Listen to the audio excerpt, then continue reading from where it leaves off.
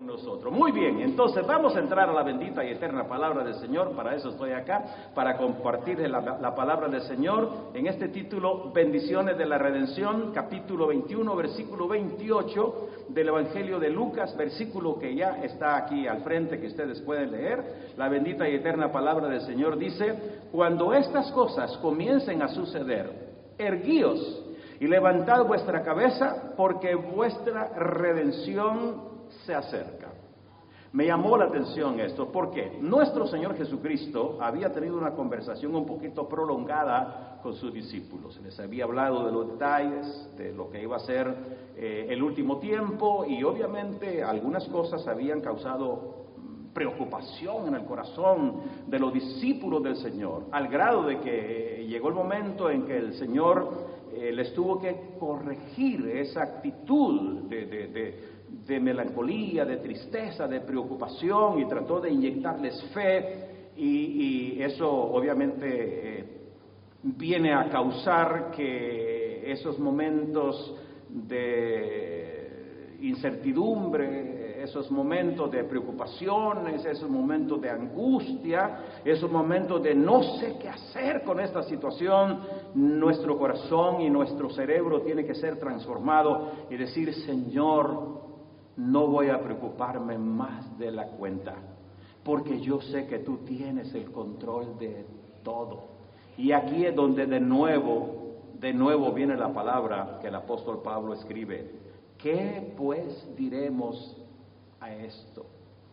Si Dios es por nosotros, ¿quién contra nosotros? Y agrega: el que no escatimone a su propio Hijo, sino que lo dio en rescate por nosotros, ¿cómo no nos dará también con él todas las cosas? Claro, ese todas las cosas está sujeto a lo que es la voluntad del Señor. Por ejemplo, podríamos mencionar primera de Juan capítulo 5, versículo 14. Y si sabemos que alguna cosa pedimos conforme a su voluntad, Él nos oye. Pero si algo pedimos y no está dentro de su voluntad, no pretendamos recibirlo. ¿Sabes por qué? Porque Dios es sabio. Porque Dios sabe que no nos va a dar algo que nos vaya a dañar, algo que nos vaya a afectar, algo que nos vaya a traer problemas y dificultades. Nuestro cerebro piensa de una forma muy rápida, pero a veces, perdón por la frase, no somos muy sabios, no somos muy nobles, dice Pablo escribiendo a los Corintios: no sois muy sabios, no sois muy nobles. A veces nuestro cerebro nos traiciona y planificamos y soñamos y hacemos castillos en el aire y tenemos metas para alcanzar, y de repente no sabemos si realmente es esa la voluntad del Señor. Entonces nos estamos pidiendo y rogando y llorando, y el Señor dice no. Nos cuesta escuchar un no del Señor, porque creemos que todo el Señor nos va a decir: sí, hijo, claro que sí, hijo, tú eres mi hijo, tú eres mi hija, y todo lo que me pida yo te lo voy a dar. No es así. Y si sabemos que si alguna cosa pedimos conforme a su voluntad, Él nos oye. Tratemos de ver qué es la voluntad del Señor. Muy bien, entonces, este término, redimir, redimido, redentor, todo esto tiene que ver con la obra redentora de nuestro Señor Jesús el Cristo en la cruz del Calvario. Redención lo definimos de una forma sencilla: liberar mediante el pago de un precio. Estas tres palabras que ahora voy a mencionar del original griego nos van a dar la idea para comprender un poquito más la extensión de esta palabra de redención. La primera palabra es agorazo. Esta palabra significa comprar en el mercado. Le voy a dar rapidito para que tengamos una idea de cómo ocurre esto. ¿Recuerdan cuando José es vendido por sus hermanos, los madianitas? Lo compran los madianitas, lo llevan a Egipto, y allá José entra en lo que podríamos llamar hoy, en nuestro lenguaje contemporáneo, a una subasta pública en el mercado de esclavos. Entonces, José es expuesto en el mercado al mejor postor. Y obviamente lo compra Potifar, aquel general muy importante allá al servicio de Faraón. Y entonces es expuesto y luego lo compra. Y entonces en esa acción de comprar, ya no es agorazo sino exagorazo, es comprar y sacar del mercado. Y la última palabra, que es lutro, obviamente ya esto tiene que ver con comprar, sacar, pero liberar. Esto no ocurrió en el caso de José, porque Potifar lo compra y no lo compra y lo saca del mercado y lo libera. Es decir, lo lleva todavía como en calidad de esclavo a casa. Ahora, pero si vemos el contexto en la palabra del Señor, vemos que en lugar de que José representara un problema para Potifar, fue todo lo contrario, porque la palabra de Dios dice que desde que José llegó a casa de Potifar, Dios bendijo grandemente la casa de Potifar y todo lo que José tocaba con sus manos, Dios lo bendecía. Y José estaba no quejándose, no murmurando, no lloriqueando, de ninguna manera, todo lo contrario. Él estaba en las manos de Dios y nunca se quejó. Todo marchaba bien, ya conocemos la historia. Desgraciadamente, la mujer de Potifar puso sus ojos en José, quiso aprovecharse de él, y él, un detalle muy importante, y me llama la atención, mire, a estas alturas no sabemos cuánto tiempo había pasado, pero supongamos que José, sus hermanos y su padre Jacob en casa eran enseñados por la palabra. Quiero suponer que así era. Sin embargo, después de ese tiempo, José no había tenido un solo momento de que se le hablara de la palabra de Dios. Y voy a decirlo de esta manera. José no había asistido a un solo culto. José no había estado reunido con otros hermanos. José era un extraño, pero había algo dentro del corazón de José que, aunque no estaba leyendo la Torá, aunque no tenía realmente servicios, cultos, reuniones con otros hermanos, el Espíritu Santo de Dios gobernaba su vida, y cuando esta mujer quiso aprovecharse de él, la expresión que salió de sus labios fue: ¿cómo podía yo hacer esto pecando en contra de Dios? Fíjense qué interesante.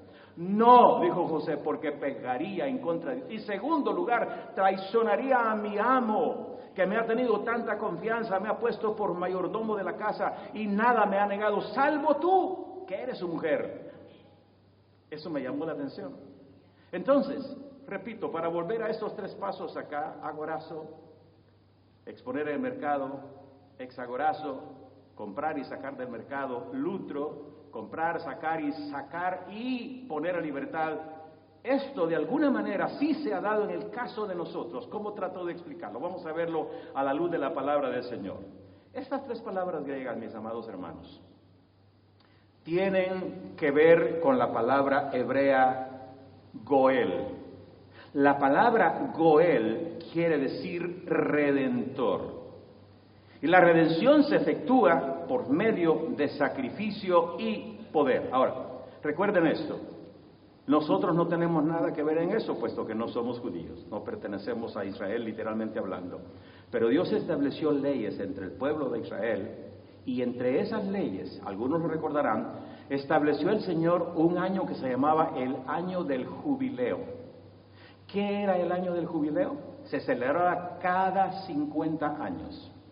En el año del jubileo, todos los que habían enajenado, empeñado, vendido, comprometido su casa, sus terrenos, sus ganados, sus cosechas, e incluso hasta su misma familia, o incluso ellos mismos se habían vendido como esclavos, cuando llegaba el año del jubileo, estaba por ley al pueblo de Israel que todos los que tenían deudas obtenían la libertad. En otras palabras, se recuperaba la casa, la hacienda, el campo, el ganado, las cosechas, etcétera, etcétera, etcétera, etcétera. Todo se recuperaba porque realmente era el año en que Dios bendecía a su pueblo de nuevo, resarciéndoles lo que ellos habían perdido o lo que habían comprometido. Ahora, para nosotros, mis amados hermanos, el concepto que aquí queremos que prevalezca es que las bendiciones de Dios son nuestras por medio de nuestro Señor y Salvador Jesús el Cristo. Las bendiciones de Dios son nuestras, que quede claro, no por lo que nosotros somos, no por lo que hemos hecho. Cuidado con llegar a ser jactanciosos, que nosotros hemos trabajado, que nosotros hemos dedicado nuestra vida, que nosotros hemos sido los más activos en la obra del Señor, que nosotros hemos escuchado la voz del Espíritu Santo y no nos hemos negado a llevar a cabo su obra, y por eso las bendiciones vienen. ¿Sabes qué, hermano mío? No es así. La bendición de Dios son nuestras por medio del sacrificio de nuestro Señor Jesucristo en la cruz del Calvario. Así de sencillo. De ahí viene la bendición. Ahora, primera bendición de la que quiero hacer mención en este día, vamos a ir a Isaías, al capítulo 53, los versículos 4, 5 y 6. Isaías, capítulo 53, versículos 4, 5 y 6. Primera bendición, perdonados. Me gusta tanto hablar de esto y que lo hago con mucha frecuencia, dicho sea de paso, porque para mí, amados hermanos, las bendiciones de Dios tienen como fundamento, tienen como base, tienen como cimiento este primer paso, esta primera bendición, el perdón de nuestros pecados. Y lo digo de esta manera, sin subestimar las bendiciones del Señor. De nada nos serviría hablar de tantas bendiciones que hay, porque yo voy a mencionar 3, pero son muchas las bendiciones del Señor, ¿no? Pero voy a mencionar 3 nomás. Pero de nada nos serviría hablar de tanta bendición si después de todo nuestra condición todavía estuviera como pecadores empedernidos, que nuestra condición no ha cambiado. Pero bendita sea la misericordia del eterno Dios, que aquí viene la bendición de Dios. Mire lo que dice Isaías capítulo 53, versículos 4, 5 y 6. Ciertamente llevó él el pronombre él, refiriéndose a nuestro Señor Jesucristo. Ciertamente llevó él nuestras enfermedades y sufrió nuestros dolores, y nosotros le tuvimos por azotado de Dios y abatido. Mas él herido fue por nuestras rebeliones, molido por nuestros pecados. El castigo de nuestra paz fue sobre él, y por su llaga fuimos nosotros curados. Nota el versículo 6. Todos nosotros nos descarriamos como ovejas, cada cual se apartó por su camino, mas Jehová cargó en él, otra vez el nombre, él, el pecado de todos nosotros. Nosotros estamos conscientes de que quien ha hecho esta obra maravillosa, quien ha hecho este milagro realmente, mis amados hermanos, es el eterno Dios, a través de su Hijo unigénito, nuestro bendito Señor y Salvador Jesucristo, quien realizó esa obra maravillosa, porque Isaías así lo describe. Imagínate, aproximadamente 750 años antes, Isaías tuvo esa visión, Isaías tuvo esa revelación del Espíritu Santo, viendo el sacrificio de Cristo en la cruz del Calvario y pronunciando esas palabras tan maravillosas. Qué maravilla lo que realmente el Señor ha hecho por nosotros. Y por supuesto, aquí hay un cambio de condición. Colosenses 1, 12 al 14, dice la bendita y eterna palabra del Señor. Con gozo, dando gracias al Padre que nos hizo aptos para participar de la herencia de los santos en luz, el cual nos ha librado de la potestad de las tinieblas y trasladado al reino de su amado Hijo, en quien tenemos redención por su sangre, el perdón de pecados. Mire, la gente con sus títulos, con sus doctorados, creen que pueden obtener el favor de Dios, porque aparte de esto, se dan a la tarea de hacer buenas obras. No digo que las buenas obras sean malas, todo lo contrario, son buenas. ¿Sabes dónde está el problema? En creer que por las buenas obras se va a poder obtener el perdón de los pecados y la salvación del alma. Yo sé que me adelanto un poquito, pero podríamos mencionar desde ya para hablar en este contexto de lo que dice Efesios capítulo 2, versículos 8 y 9. Porque por gracia sois salvos por medio de la fe. Y esto no de vosotros, es un regalo, es un don de Dios. Y fíjate las palabras, no por obras, para que nadie se gloríe. El apóstol Santiago nos hace un desafío. ¿Tú crees que Dios es uno? Dice. También los demonios creen y tiemblan, cosa que los humanos no hacemos, porque somos muy arrogantes, somos muy orgullosos, ¿sí? Somos muy altivos. ¿Y qué problema? Realmente, yo siempre he dicho, Dios no tiene problemas, hermano. Porque ¿qué es un problema? Un problema es una situación no resuelta. Pero Dios todo lo puede. Pero digo, pero si acaso Dios tuviera problemas, ¿sabe cuál sería el problema? Yo sería el problema. Porque perdóname, hermano, las expresiones son un poquito chocantes, pero somos muy insensatos. Somos muy insensibles a la voz del Espíritu Santo de Dios. Somos muy toscos, somos muy tercos, somos muy necios, somos muy arrogantes, desafiantes. A veces nos ponemos a desafiar a Dios y hasta lo retamos. Es que si tú no haces esto, Señor, dejo de creer en ti. Y yo cuando escucho eso digo, no puede ser, todo eso va a perder el Señor, porque tú ya no vas a seguirlo. Por Dios, ¿qué somos nosotros? ¿Qué podemos ofrecerle al Señor nosotros? ¿De qué carece el Señor? Como para decirle, Señor, es que mira, tú sabes que yo soy aquí el más activo en la iglesia, Señor. Tú sabes que soy el que me muevo. Tú sabes, Señor, que estoy activo en esto, en aquello, en lo otro. Yo no duermo, yo me fatigo, yo me angustio. No hagas nada de eso. ¿Para qué lo haces? ¿Para que el Señor vea lo que tú haces? Escúchame, antes de que tú muevas una mano, antes de que tú des un paso, ya el Señor sabe absolutamente todo lo que tú vas a hacer. Es más, fíjate la palabra del Señor que dice Salmo 139, versículo 4. Aún no está la palabra en mi lengua, dice el salmista, y ya tú la conoces toda. ¿Con qué vamos a sorprender al Señor nosotros? No hay manera de sorprender al Señor. Todo lo contrario, todo lo contrario. Segundo, adoptados en la familia de Dios. Solo hablar del perdón aquí me puedo detener una hora, hermano, no estoy exagerando, porque eso es algo tan grande, tan maravilloso, y la experiencia que nosotros hemos tenido desde el momento que el Señor entró en nuestro corazón, todos tenemos una experiencia total y completamente diferente. Yo podría hablar de mi experiencia personal. Eso ocurrió una noche de domingo, 14 de marzo del año 1965, en mi pueblo natal, Asunción Mita, departamento de Jutiapa, Guatemala.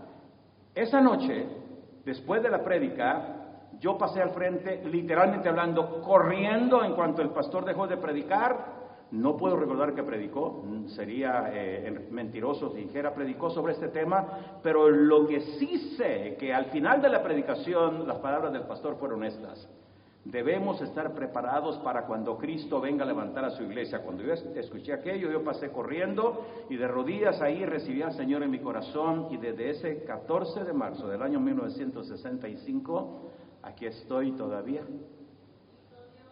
60 largos años han pasado ya. Y a veces encuentro gente por allá de mi barrio, de mi pueblo, me encuentro y me dice: Freddy, ¿y todavía sos cristiano? ¿Todavía sos? Me dicen así como que dice, ¿todavía? ¿No te has cansado? Y yo les digo, no, bueno, digo, todavía por la gracia del Señor.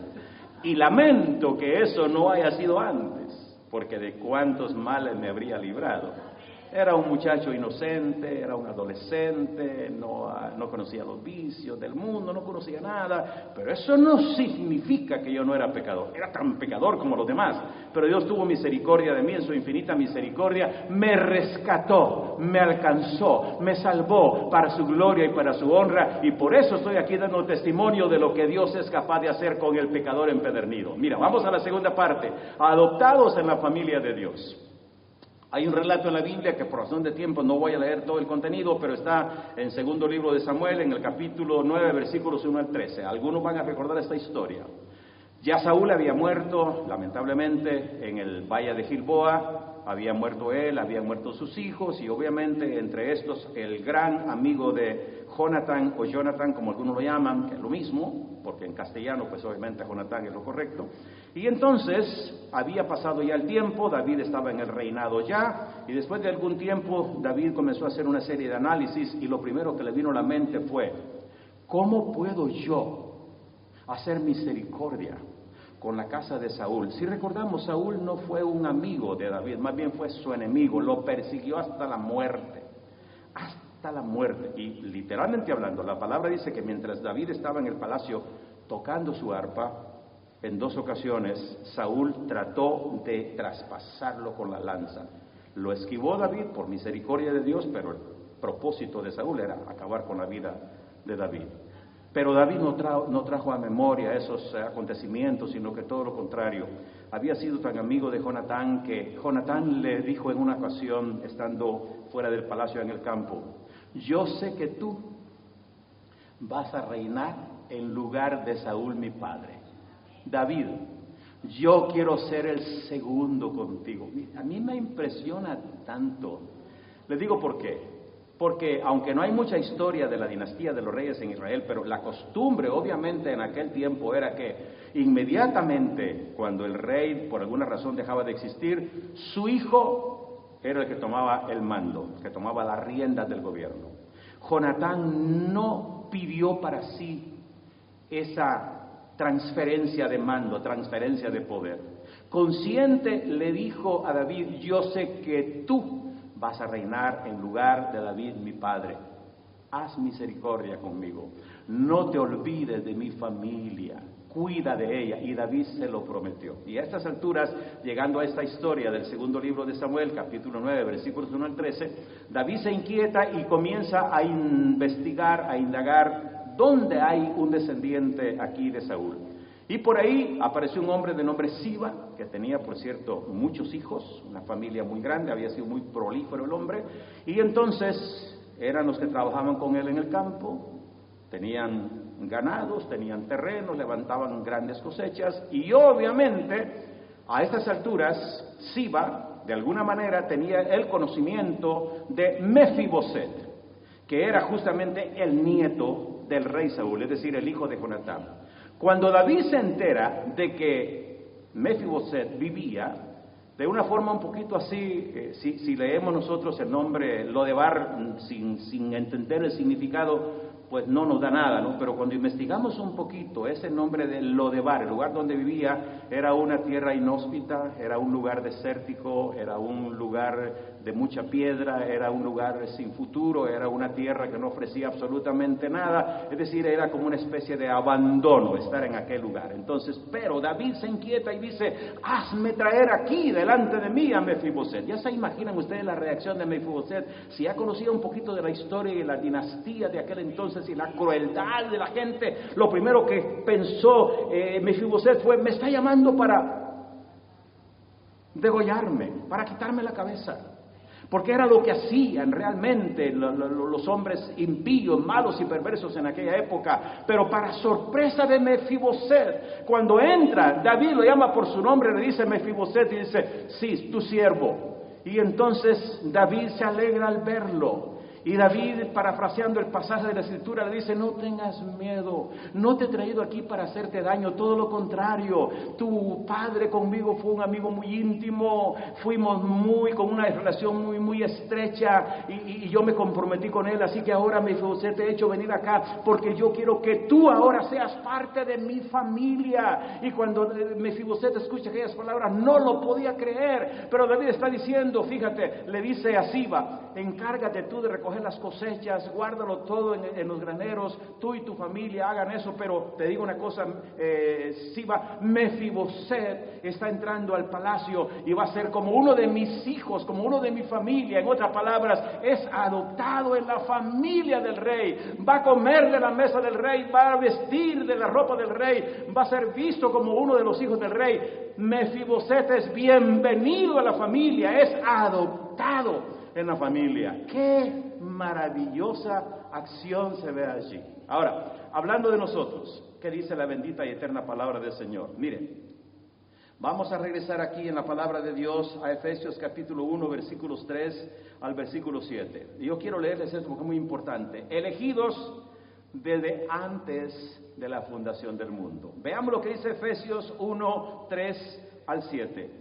Bendito sea el Dios y Padre de nuestro Señor Jesucristo, que nos bendijo con toda bendición espiritual en los lugares celestiales en Cristo, según nos escogió en Él antes de la fundación del mundo, para que fuésemos santos y sin mancha delante de Él. Qué lindo, en amor, habiéndonos predestinado para ser adoptados hijos suyos por medio de Jesucristo, según el puro afecto de su voluntad. Qué lindo esto, para alabanza de la gloria de su gracia, con la cual nos hizo aceptos en el amado, en quien tenemos redención por su sangre, el perdón de pecados, según las riquezas de su gracia. Hermanos míos, lo que el Señor hizo por nosotros no tiene explicación humana. Yo me lo he preguntado y se lo he preguntado al Señor. Señor, ¿qué viste tú en mí? Porque viendo retrospectivamente, un muchacho inocente, literalmente hablando, trabajando en el campo, era labrador de la tierra. Yo no tenía un solo título académico y no lo tengo. Yo no tenía ninguna preparación en ningún arte, no sabía más que labrar la tierra. Y mi futuro era incierto. No puedo decir, es que Dios vio cualidades en mí. ¿Qué cualidades? Yo no las tenía.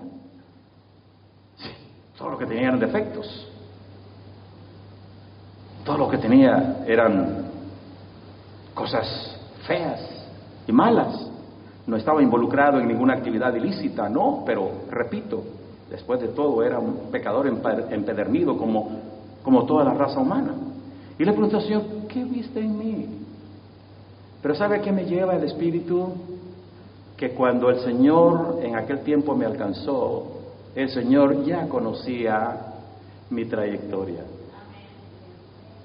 El Señor conocía mi futuro. Y el Señor sabía que a la edad de 28 años, el Espíritu Santo de Dios ya había preparado mi corazón. Y a través de tres siervos suyos, evangelistas, los tres, me habían profetizado que el Señor me tenía un lugar en el ministerio pastoral. Yo no lo creía. Cada vez que me lo decían, es más, yo rechazaba la idea del pastorado. ¿Y por qué la rechazaba? Porque había crecido juntamente con un hijo del pastor. No tenía uno, tenía más, pero este muchacho es de mi edad. Digo este muchacho porque yo soy muchacho todavía. Este muchacho es de mi edad y nos llevábamos muy bien, y muchas veces inclusive yo dormía en la casa pastoral porque éramos muy amigos. Y resulta que yo me daba cuenta de la vida del pastor, una vida muy difícil, muy complicada, especialmente tratando con algunos hermanitos en la congregación, esos hermanos que son muy difíciles de tratar, que no importa por dónde se les trate de llevar, pastor, se hace lo indecible por trabajar con ellos, por agradarlos, por llevarse bien, y son bien difíciles, hermano, difíciles. Y yo conocí a algunos de esos difíciles, y yo decía dentro de mí, ¿cómo yo voy a ir a un ministerio pastoral cuando yo he visto que la vida del pastor es una vida muy sufrida, es una vida muy difícil, una vida muy complicada? Pero todos aquellos pensamientos el Espíritu Santo los fue disuadiendo y disuadiendo y disuadiendo, hasta que llegó el momento que en el altar y estudiando mi primer año de la escuela bíblica, yo levanté mis manos al cielo y dije, Señor, siempre me he negado. Y siempre te he dicho que no quiero ser pastor. Así. Pero Señor, no va a ser lo que yo quiera. Y recordé las palabras de Cristo allá en el Getsemaní, cuando delante del Padre dice, Padre, si quieres pasa de mí esta copa, mas no sea como yo quiero, sea hecha tu voluntad. Y le dije, Señor, perdóname porque me he negado, pero aquí estoy. ¿Y sabe qué? Era lo que el Señor estaba esperando que saliera de mi boca. Porque justamente en esa semana, y apenas llevaba 2 meses, eran 4 meses el estudio, el primer año en la escuela bíblica, y saliendo de ahí, esa noche, ya me estaban diciendo, hay un lugar donde necesitan un pastor. Y dije, no, todavía, yo no salgo todavía, me he comprometido, pero no vamos tan rápido. Pero el Señor comenzó a trabajar y a trabajar y a trabajar, antes de que se acabara el ciclo de estudios bíblicos, y la noche de la graduación, Había un grupo allá esperándome y diciendo, él va a ser nuestro pastor, él va a ser nuestro pastor. Y decía, cállense la boca. Pero ellos estaban emocionadísimos conmigo. Y ahí iniciamos. El 2 de julio del año 1978 iniciamos, gracias al Señor, el trabajo en la obra del Señor en Guatemala. Y imagínense los años que han pasado ya. Y aquí estoy todavía. Y nunca me he arrepentido. Y nunca he renegado, y nunca he peleado, y nunca he discutido, y siempre digo, Señor, tú lo quisiste así, y si tú lo quisiste así, Señor, tú sabes por qué. Bendita sea la misericordia del Señor. Vamos a ir a Romanos capítulo 8, versículo 15. Bendita sea la misericordia del Señor. Romanos 8, 15. Vamos conmigo a la palabra bendita del Señor. Pues no habéis recibido el espíritu de esclavitud, ¿para qué dice? Para estar otra vez en temor, sino que habéis recibido el espíritu de adopción, qué palabra más bonita, por el cual clamamos, Abba, Padre. Para nosotros ahora sería como decir Padre querido, como decir papacito. A veces la mujer le dice así al hombre, pero no necesariamente papá, ¿verdad? Se lo dice a la pareja, papacito. O el varón le decimos a la mujer mamacita, y a veces mamazota también, ¿verdad? Porque depende, como querramos decir. Pero bueno, pero mire qué interesante acá. Vamos a ir a Gálatas capítulo 4, versículos 4 al 7. Gálatas 4, 4 al 7. Qué preciosa la bendita y eterna palabra del Señor. Vamos, aunque ya tienen ustedes el versículo ya enfrente, por supuesto, pero yo lo leo. Pero cuando vino el cumplimiento del tiempo, Dios envió a su Hijo nacido de mujer y nacido bajo la ley, para que redimiese a los que estaban bajo la ley, a fin de que recibiésemos la adopción de hijos. Y por cuanto sois hijos, Dios envió a vuestros corazones el Espíritu Santo, el cual clama, Abba, Padre. Así que ya no eres esclavo, sino hijo. Y si hijo, también heredero de Dios por medio de Cristo. Mire qué bendición. En la adopción se han dado unos pasos, se han dado unas estrategias maravillosas y preciosas que nosotros quizás no lo entenderíamos, pero como literalmente hablando ocurre cuando un niño o una niña es adoptado a una familia, ese niño, esa niña, para comenzar, ya va a tener una identidad, va a llevar el apellido de esa familia que lo está adoptando, y los demás hijos en casa, si es que los hay, son instruidos si se les dice, por ejemplo, este niño, esta niña que está ingresando a nuestro círculo de familia es su hermano, es su hermana, en consecuencia no es una persona extraña. Y aquí la palabra del Señor nos dice a nosotros que eso fue lo que el Señor hizo a favor de nosotros cuando nos hizo ser adoptados en su familia. Vamos a regresar a Efesios capítulo 2, versículo 19. Los alcances de la adopción. Efesios 2, 19. Vamos a la palabra. Bendita sea la misericordia del Señor. Bendito sea Dios para siempre.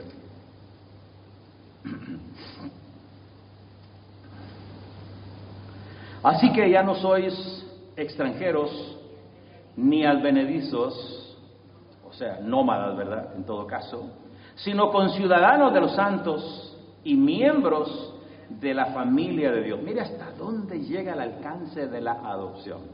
Dejamos de ser extranjeros, extraños, advenedizos, nómadas, sin rumbo fijo. Hoy tenemos un lugar estable, no aquí en la tierra. Olvídese aquí en la tierra, hermano. Aquí todo lo que hay aquí en la tierra se va a quedar. Cuando el Señor venga por nosotros, aquí se va a quedar absolutamente todo. No se preocupe tanto por eso. A veces nos afanamos y a veces nos angustiamos. Es parte de la naturaleza humana, pero sepamos comprender y entender que la vida es muy cruel y que a veces no quisiéramos que las cosas ocurrieran, pero triste y lamentablemente ocurren, y entonces nosotros tenemos que ser un poco cuidadosos y entendidos en esto, ¿no? Pero pase lo que pase, venga lo que venga, debemos entender que siempre el Señor tiene control de todo y que el Señor no va a permitir, escúchalo bien, que nosotros padezcamos más de lo que podemos soportar. Y eso lo digo con base a la palabra del Señor. 1 Corintios 10:13 dice: no os ha sobrevenido ninguna tentación tentación que no sea humana, pero fiel es Dios, escucha esto, que no dejará ser tentados más de lo que podéis soportar, sino que juntamente con la tentación os dará la salida para que podáis soportar. No es nuestra fuerza, no es nuestra capacidad, no son nuestras habilidades, no son virtudes nuestras, es por gracia bendita del Señor. Dios está en control. Los alcances de la adopción, primera de Pedro capítulo 2 versículos 9 y 10, versículos que son ya muy conocidos para nosotros, pero los leo de todas maneras de la bendita y eterna palabra del Señor. Mas vosotros sois linaje escogido, real sacerdocio, nación santa, pueblo adquirido por Dios, para que anunciéis las virtudes de aquel que os llamó de las tinieblas a su luz admirable. Mira esto qué lindo, vosotros que en otro tiempo no erais pueblo, pero que ahora sois pueblo de Dios, que en otro tiempo no habíais alcanzado misericordia, pero ahora habéis alcanzado misericordia. Aleluya, hermanos, realmente lo que Dios ha hecho con nosotros es maravilloso. Bendito sea su nombre para siempre, alabado sea el Señor. Tercero, herederos de vida eterna. El precio fue pagado por nuestro bendito Señor y Salvador Jesucristo. Vamos a ver lo que nos dice aquí la palabra del Señor a través de la carta del apóstol Pablo a Tito, en el capítulo 3, los versículos 3 al 7. Dice así la bendita y eterna palabra del Señor. Porque nosotros también éramos en otro tiempo insensatos, rebeldes, extraviados, esclavos de concupiscencias y de deleites diversos, viviendo en malicia y envidia, aborrecibles y aborreciéndonos unos a otros. Pero cuando se manifestó la bondad de Dios nuestro Señor y su amor para con los hombres, nos salvó, no por obra de justicia que nosotros hubiésemos hecho, sino por su misericordia, por el lavamiento de la regeneración y por la renovación en el Espíritu Santo, el cual derramó en nosotros abundantemente por Jesucristo nuestro Salvador, para que justificados por su gracia viniésemos a ser herederos conforme a la esperanza de la vida eterna. Hermanos míos, esto es el clímax. Esto es, como alguien dijera, la cereza en el pastel. Todo lo que estamos viviendo hoy aquí, hermanos, entendámoslo. Esto es parte de lo que nuestro Señor Jesucristo dijo. Capítulo 16, versículo 31 del Evangelio de Juan. Estas cosas os he hablado, dice el Señor, para que en mí tengáis paz. Pero agregó el Señor, en el mundo tendréis aflicción, pero no se quedó allí, va más allá, más confiado. Yo he vencido al mundo.